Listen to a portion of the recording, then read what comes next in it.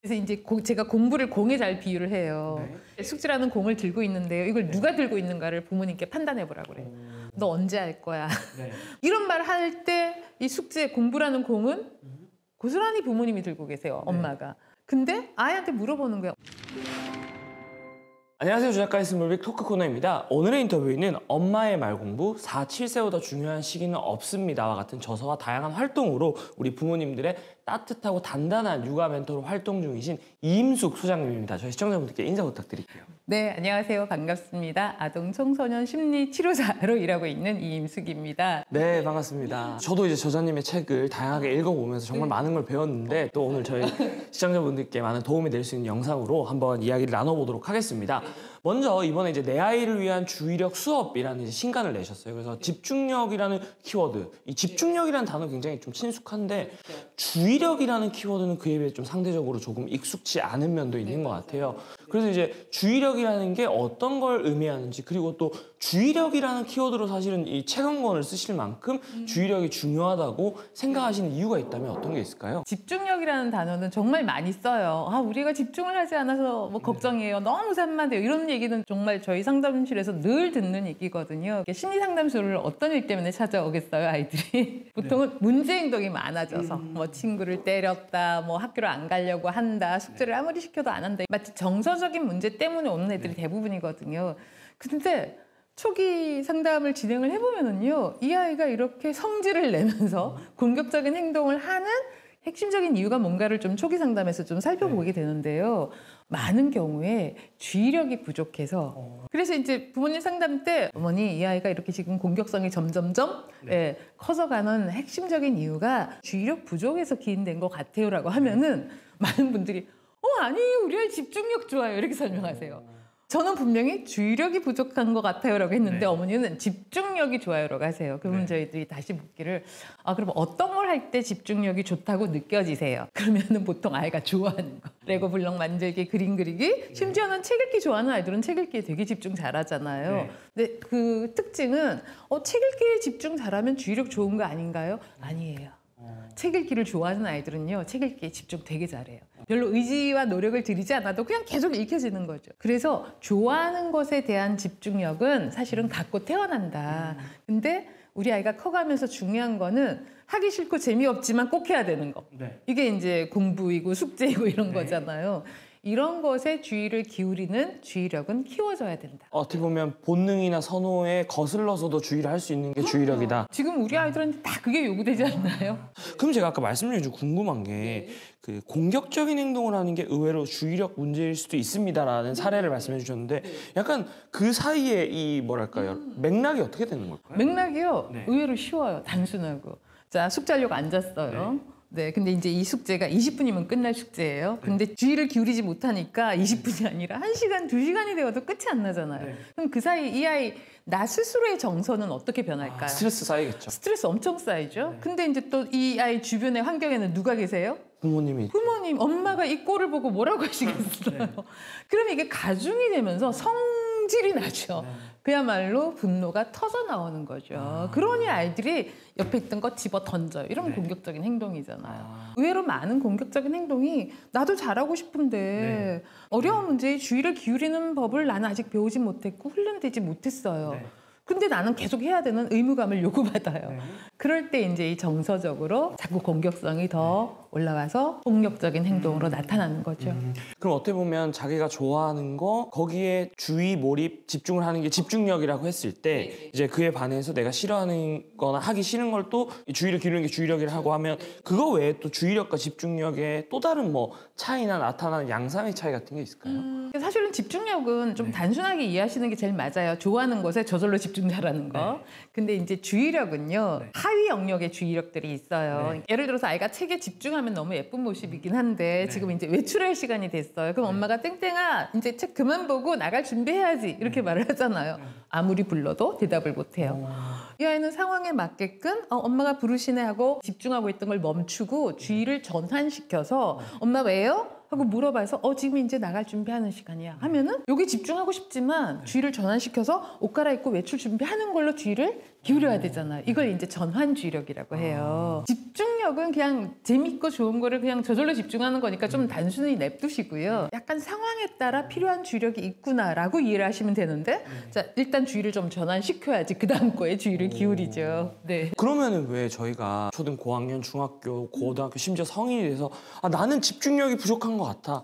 이랬을 때는 그 집중력 대부분 주의력을 말씀하시는 거예요. 그래서 실제로 주의력 검사를 할 때요 집중력 검사라고 하지 않아요. 전문적인 영역에서는 다 주의력 검사를 해요.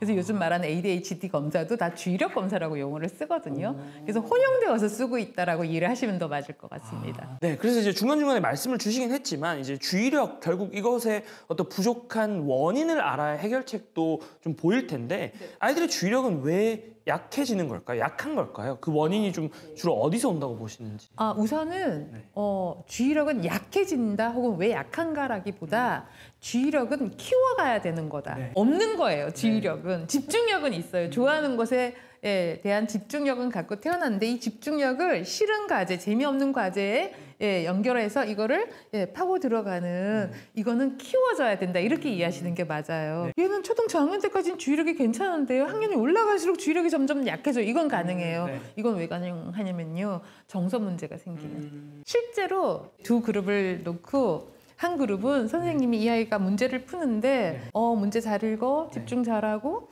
별 문제 없는 말이잖아요. 마치 지지해주는 말인 것 같잖아요. 그리고 한 그룹은 아무 말 없이 그냥 풀게 했어요. 그랬더니 이렇게 말한 것만으로도 아이들이 수행력이 한 20% 떨어진다. 이런 연구들도 있거든요. 그러니까 그게 되게 부담이 되는 거예요. 똑바로 읽어, 잘해야지. 이런 말들이 상당히 심리적인 부담. 이게 이제 정서 문제잖아요. 정서 문제가 생기면 평정심이 무너지면서 주의력이 약해지죠. 근데 요 한 번의 경험으로 끝나는 게 아니라 이게 이제 날마다 반복이잖아요. 우리 일상은.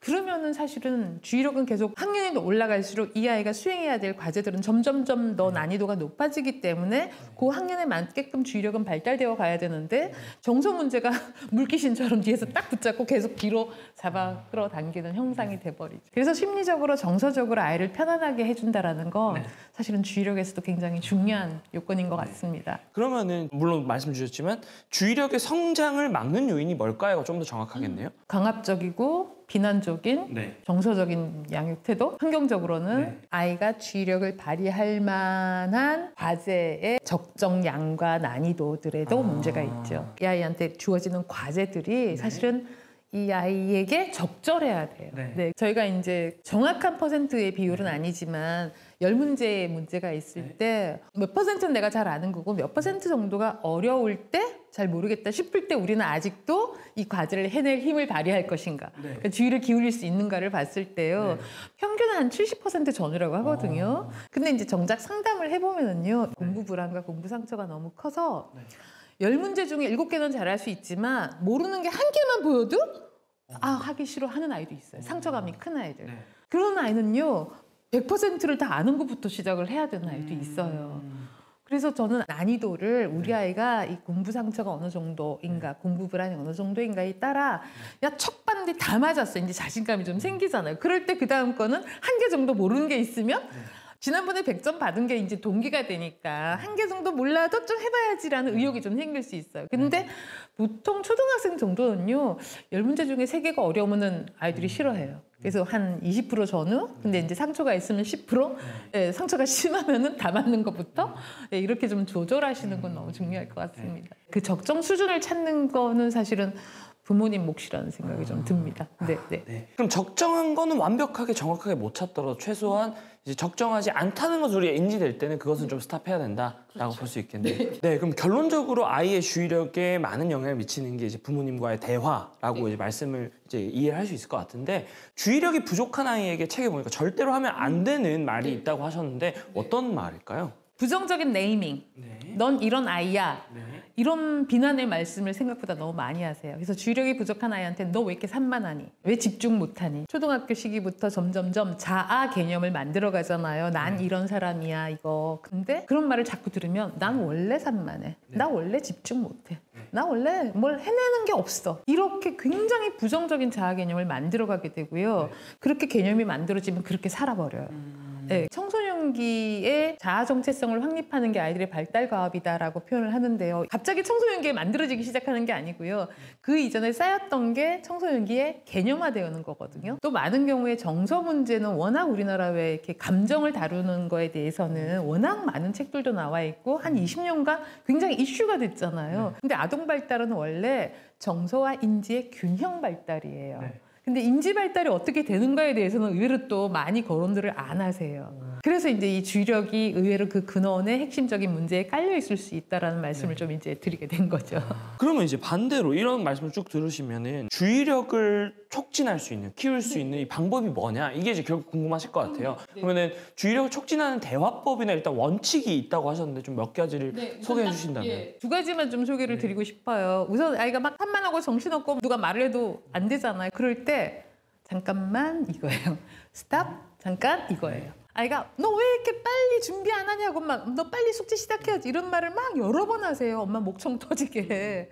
자 그럴 때 자 잠깐 실례하겠습니다. 땡땡아 잠깐 엄마 잠깐 볼래? 네, 잠깐 하고 시키는 거예요. 주의를 기울이게 만들어주는. 그렇죠. 기울이게 만들어야 돼요. 잠깐 멈춰봐. 네. 지금 우리 옷 갈아입고 나가야 돼. 멈추고 옷 갈아입을 수 있겠어?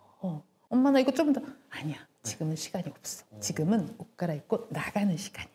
요건 이따 다시 보자. 제가 이제 실험적으로 해보니까요. 자, 너 지금 이거 보고 싶은 마음 있잖아. 자, 엄마가 천천히 숫자 10을 세는 동안 마음을 한번 돌려봐. 자, 하나, 둘. 지금 좀 느낌이 어떠세요? 지금 막 성질 나세요? 막 아니면은 짜증 나세요? 아니면은 약간 이렇게 마음을 정리하는 느낌이 나세요? 후자. 그렇죠. 예, 이거예요. 그래서 실제로 저희 상담 끝나면요, 아이들이 이제 많이 놀면서 상담을 하니까 어린아이들은요, 그럼 계속 놀고 싶어 해요. 저희는 다음 상담도 있고, 어머니는 빨리 얘를 정리시켜서 나가야 되는데, 이제 잘 놀았으니까 그만하고 나와야지? 저거 놀던 거 치워야지? 한 7, 8번을 말씀하시는데 꿈쩍도 안 해요. 그래서 어머니한테 다시 설명 드려야겠다. 어머니 잠깐만요, 제가 할게요. 하고 들어가고, 땡땡아, 오늘 재밌었지? 네. 더 놀고 싶지? 네. 근데 오늘은 멈추는 거야. 자 이제 너가 할 거는 요거는 오늘 치우는 건 선생님이 해도 되니까 자 이제는 요거 놓고 일어나서 저기서 신발 신고 나가는 거야. 할 수 있겠니? 네. 그냥 신고 나가요. 네, 정말로 많은 경우들이 그렇거든요. 그래서 멈추고 천천히 부드럽게 설명하면 아이가 생각해요. 예, 멈추고 생각하면 이제 행동할 수 있어요. 네, 그래서 멈추고 생각하고 행동하기 기법이라고 제가 만든 거 아니고요. 있어요, 심리학 기법에. 그래서 멈추고 생각하기 행동하기 기법을 한번 해보시면 좋겠고요. 또 한 가지 강조드리고 싶은 거는 얘가 막 하는데 막 성질이 막 나요. 몰라 안 풀리잖아 이러면서 막 풀다가 성질을 낼 수 있잖아요. 그럴 때 대화법은요. 또 잠깐만 하고서는 막 이거를 어떻게 설명해 주려고 하시더라고요. 근데 그거 말고 자 이럴 때는 초등학생이니까 초등학생 정도까지는 아이들이 좋아하는 동물이 있잖아요. 사자를 좋아해요. 자 사자처럼 크게 숨을 들이죠. 그리고 천천히 내뿜어. 그래서 들숨 날숨인데 사실은 마음 챙김이나 많은 심리적인 기법들에서 이 호흡법은 굉장히 중요하게 생각하는 거거든요. 네, 그럴 때 자 같이 한번 숨 쉬자.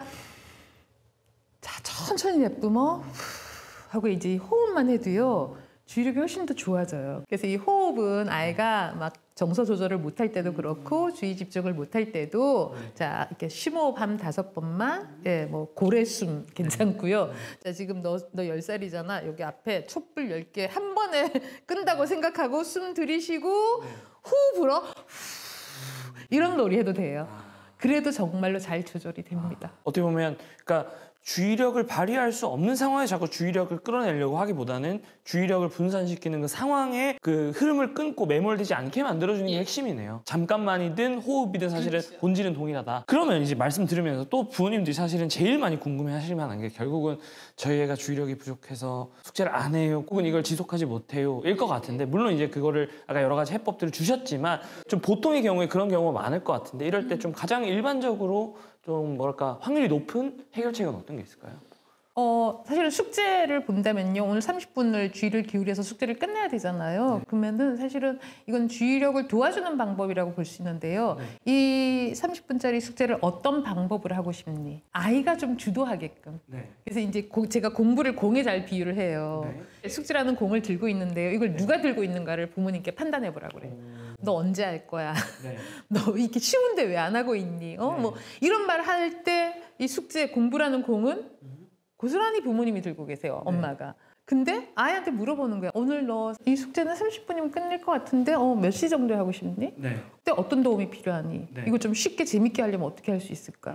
어떻게 할 수 있을까를 물어보면요. 애들이 생각하는 거 아세요? 어떻게 하면 쉽게 할 수 있을까를 물어보는 걸 좀 더 네. 권해요. 어떻게 하면 쉽게 할 수 있을까라고 했는데 어떤 초등학생 대답이 이래요. 엄마 그럼 내가요. 엄마 맨날 처음부터 끝까지 순서대로 풀려고 하는데 그건 나한테 좀 안 맞는 것 같아요. 나는 딱 보고 쉬운 거 먼저 풀고 네. 그 다음에 어려운 거 모르면 엄마한테 물어보면서 할게요. 이건 정말로 고스란히 자기가 주도권을 가지고 공부의 공을 자기가 딱 껴안고서 하는 거잖아요.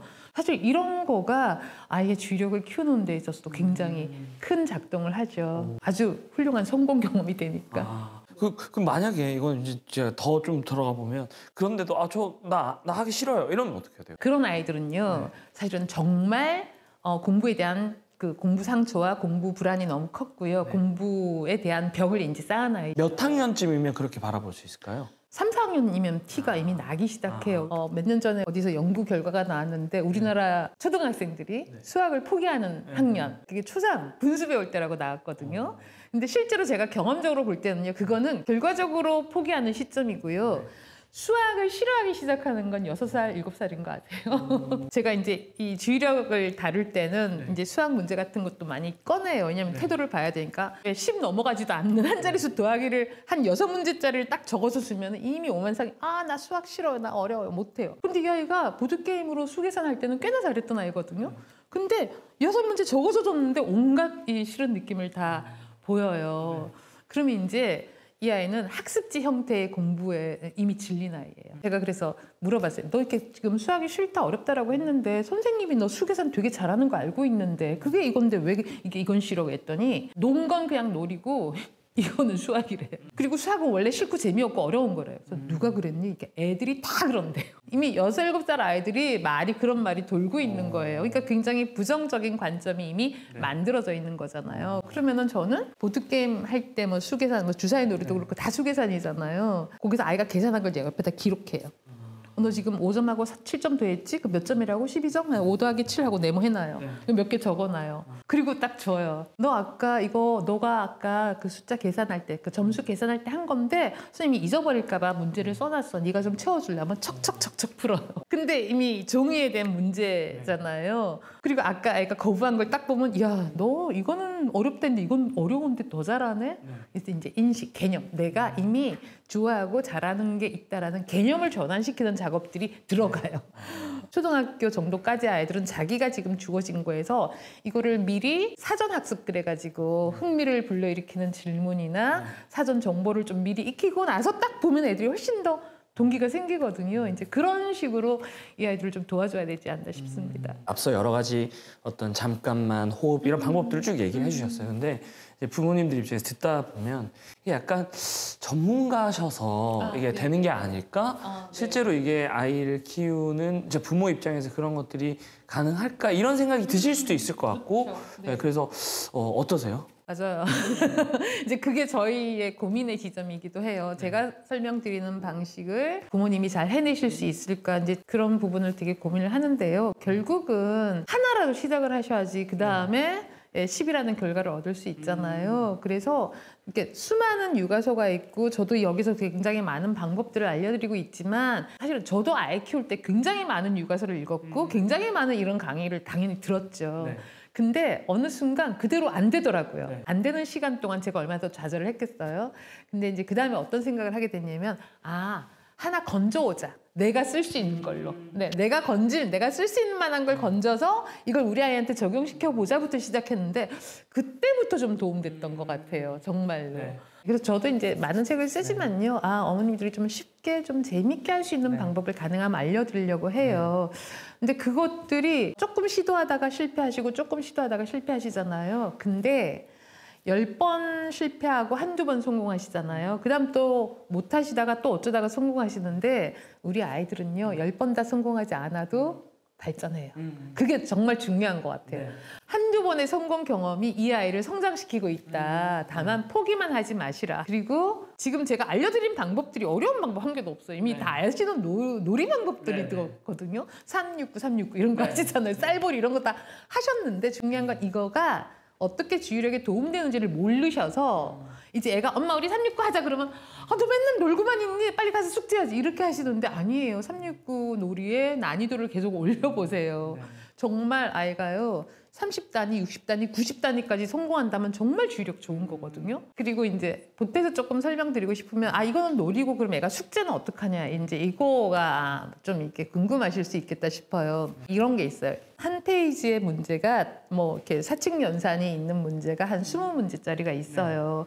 그럼 이제 초반에 와갖고 시켜보면은 20문제 난이도 어렵지 않은 근데 이 아이가 이걸 푸는데 20분씩 넘어 걸려요. 그러니까 막 태도가 늘어지고 하기 싫어요. 노래 부르고 저거 뭐예요? 온갖 짓을 다 했는데 그래도 제가 오늘 요거를 다 하고 나야지 네가 원하는 걸 할 수 있어. 그냥 일단 하자고 해보면 정말 상담실 안에서도 20분 넘게 걸리거든요. 그럼 이제 기록을 해놔요. 근데 이제 그 다음에 제가 했던 놀이들이나 이런 걸 하면서 엄청나게 이 아이가 조금이라도 주의를 기울일 때 와, 너 진짜 주의 잘 기울인다. 그 시작하면 끝까지 집중도 잘하네 부터 해갖고 엄청난 강점을 키워주고 이 아이가 요만큼 잘한 것도 됐다 키워주고 해요. 그러면서 중간중간 또 학습지를 줘요. 그러면 서서히 태도가 바뀌어요. 그리고 그 태도를 바꾸는 방법 중에 하나는요. 20문제 다 하고 나면 다 풀면 채점해 주잖아요. 그거보다 주의력 짧은 아이는요. 한 문제씩 채점해 주세요. 되게 좋은 방법이에요. 그러면은 맞다라는 걸 보면 그 다음 문제를 풀 동기가 좀 생기기도 하고요. 틀릴 때는 사실은 좀 예쁜 별표 붙여주거나 스티커 특별히 붙여주세요. 그럼 애들이 왜 틀렸는데 안 긋고 스티커 붙여주냐고 얘기해요. 그래서 틀린 문제는 너무너무 특별한 거야 너한테. 왜냐면 맞는 거는 이미 맞으니까 별로 의미가 없는데 틀린 거는 너를 좀 더 훌륭하게 만들어주거든. 너를 더 똑똑하게 해주니까 이건 특별하니까 선생님 특별 스티커를 붙이는 거야. 그러면 애들이 5개 틀렸는데 별 상처 안 받아요. 그래도 물론 이제 틀린 건 줄 알기 때문에 별 5개라고 기분 나빠하긴 하지만 상처는 훨씬 덜하고요. 한 문제씩 계속 채점을 하면서 밀어가잖아요. 그래서 실제로 그 20문제가 나중에 1분 30초 만에 풀어지게 되거든요. 그러니까 그런 방식으로도 얼마든지 가능하다는 말씀 좀 드리고 싶었습니다. 그러니까 오늘 말씀 쭉 들어보니까 결국은 아이들에게도 그 작은 성취, 작은 성장이 중요한데 동시에 부모님들도 이 얘기를 쭉 들으시면서 내가 저 얘기들은 10개를 다 해야지가 아니라 그냥 어제보다 나은 오늘 한 개라도 거기서 더 발전하고 작게 성취하고 성장하면 그것만으로 충분한 거다. 근데 오늘 말씀을 쭉 듣다 보면 또 어떤 부모님들은 애가 지금 벌써 초등, 중학년, 고학년인데 애가 좀 주의력이 부족한 것 같고 이제 말씀을 들으니까 뭔가 다 수긍이 돼. 그래서 늦은 거 아닐까. 그리고 이거 그렇다고 뭐 타임머신 타고 돌아갈 수도 없는데 이거 어떻게 해야 되나 걱정하시는 분들이 있으실 것 같거든요. 어떻게 생각하세요? 근데요 사실은 나이에 상관없이 우리가 내가 이게 주의력이 부족해서 그런 거구나라고 자각하시는 그 순간부터 좋아질 수 있다라고 생각해요. 그럼 초등, 고학년, 중학교, 뭐 고등학교 청소년기에도 충분히 이게 수정되고 개발될 수 있다고 볼 수 있나요? 그럼요. 청소년들 예를 한번 들어볼게요. 이 아이는 학년이 올라갈수록 긴 지문을 다 읽어내야 되잖아요. 읽기에 집중을 못해요. 읽어도 모르겠다고 해요. 그러면은 이 아이한테는 이제 조금 더 전략적으로 접근을 해야 되죠. 읽기의 난이도, 이 아이의 흥미도. 관심 있는 건 읽어내요. 봤더니 한 2페이지짜리를 거뜬히 읽어내요. 관심 있는 주제는. 그 2페이지 정도의 글에서 얘가 관심 없는 사항들도 나오잖아요. 그럼 그거에 대한 걸 제가 살짝 질문한다거나 질문하면서 그러게요. 저도 그건 모르겠네요 하면은 그 다음 자료를 제가 살짝 해서 너가 지금 모르겠다고 한 걸 여기에 있는 건데 이거니? 하고 또 이제 서로 대화를 나눠요. 대화하고 나누면 이 아이가 관심 없는 주제도 또 그만큼 또 읽어내요. 그러면서 이 아이가 잘하는 것에서 시작해서요. 그걸 조금씩 영역을 이렇게 연결시켜가면서 확장시켜서 관심 없는 것도 충분히 읽어내는 힘을 키워가는 건 얼마든지 또 가능합니다. 그럼 이제 마지막으로 이번엔 또 이 내 아이를 위한 주의력 수업이라는 책을 내셨는데 이 책을 통해서는 좀 독자들에게 우리 부모님들께 전하고 싶었던 핵심 메시지 어떤 거라고 볼 수 있을까요? 내가 아이를 잘 키우려다가 아이를 괴롭혔는데 그 원인이 내가 부모로서 부족하다기보다 내가 몰랐던 게 있어서이다. 그게 바로 주의력 문제일 수 있다를 좀 알려드리고 싶었습니다. 보면 아는 만큼 보인다. 네, 그렇기 때문에 좀 아이들도 서로 마음 다치지 않고 정말 그 능력의 문제로 바라보면 오히려 쉬운 해결책이 보일 수 있다. 네, 알겠습니다. 네, 그래서 오늘 이임숙 소장님 모시고 우리 아이들의 주의력을 어떻게 하면 키워줄 수 있는지에 대한 이야기 나눠봤고요. 어떻게 보면 주의력 때문에 굉장히 많은 부모님들이 좀 고민을 하실 텐데 오늘 영상과 또 우리 소장님의 책을 통해서 많은 분들께 도움이 되셨으면 좋겠습니다. 저희는 또 다음번에 좋은 컨텐츠로 찾아뵙도록 하고요. 지금까지 조작가 이임수 이었습니다. 감사합니다.